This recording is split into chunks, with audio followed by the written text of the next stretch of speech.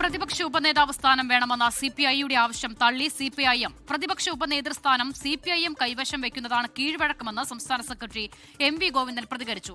പിണറായി സർക്കാരിന്റെ കാലത്ത് മുഖ്യമന്ത്രിയുടെ ഓഫീസ് ഉപജാപക സംഘത്തിന്റെ പിടിയിലായിരുന്നുവെന്ന വെള്ളാപ്പള്ളി നടേശന്റെ ആരോപണം എം.വി. ഗോവിന്ദൻ തള്ളി. പ്രതിപക്ഷ ഉപനേതാവ് പദവി ലഭിക്കാതെ സംയുക്ത നിയമസഭാ യോഗത്തിൽ പങ്കെടുക്കില്ലെന്നറിയിച്ച് സിപിഐ സമ്മർദ്ദം ശക്തമാക്കിയിരിക്കുകയാണ്.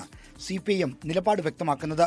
സിപിഐയുടെ ആവശ്യം അംഗീകരിക്കില്ലെന്ന് കൃത്യമായി സൂചിപ്പിക്കുന്നതാണ് എം.വി. ഗോവിന്ദന്റെ പ്രതികരണം. ആ പോസ്റ്റ് വന്നത് മുതൽ ഇടതുപക്ഷ ജനാധിപത്യ മുന്നണിയുടെ ഭാഗമായിട്ട് സിപിഐഎം ആണ് പ്രതിപക്ഷ നേതാവും ഉപനേതാവും എന്ന രീതിയിൽ. മുമ്പ് വി.എസ്. അച്യുതാനന്ദൻ പ്രതിപക്ഷ നേതാവും കോടിയേരി ബാലകൃഷ്ണൻ ഉപനേതാവുമായിട്ടായിരുന്നു ഉണ്ടായിരുന്നത്. അത് നേരത്തെ പറഞ്ഞ കീഴ്വഴക്കാണ്. ഞങ്ങൾ ആ പ്രശ്നങ്ങളൊക്കെ പരിഹരിച്ചു പോവുക തന്നെയാണ്.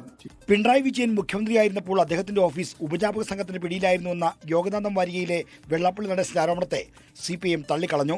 ഈ ആരോപണങ്ങളൊന്നും ഞങ്ങൾ അംഗീകരിക്കുന്ന ആരോപണങ്ങളൊന്നും ഇങ്ങനെ ഓരോരാളും അവരവരുടെ വാദമുഖങ്ങൾ മുന്നോട്ടേക്ക് വെക്കുന്നു എന്ന് മാത്രമേ ഉള്ളൂ. അതിനോടൊന്നും ഞങ്ങൾക്ക് യോജിപ്പില്ല.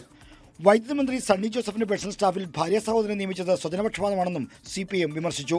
ശരിയില്ലാത്ത നടപടിയാണെന്ന് എല്ലാവർക്കും അറിയാലോ. പകൽ വെളിച്ചം പോലെ വ്യക്തമല്ലേ. മുഖ്യമന്ത്രി ഉൾപ്പെടെയുള്ള മന്ത്രിമാരും KPCC പറയട്ടെ, KPCC പ്രസിഡന്റ് കൂടിയായിട്ട് തുടരുന്ന വൈദ്യുതി വകുപ്പ് മന്ത്രിയുടെ സ്വജനപക്ഷപാതപരമായ ഇത്തരത്തിലുള്ള നിയമനം ശരിയോ തെറ്റോ എന്ന കാര്യം അവരുടെ ഭാഗത്തു നിന്ന് തന്നെ വ്യക്തത വരുത്തട്ടെ എന്നാണ് അത് സംബന്ധിച്ച് പറയാനുള്ളത്. 24 തിരുവനന്തപുരം.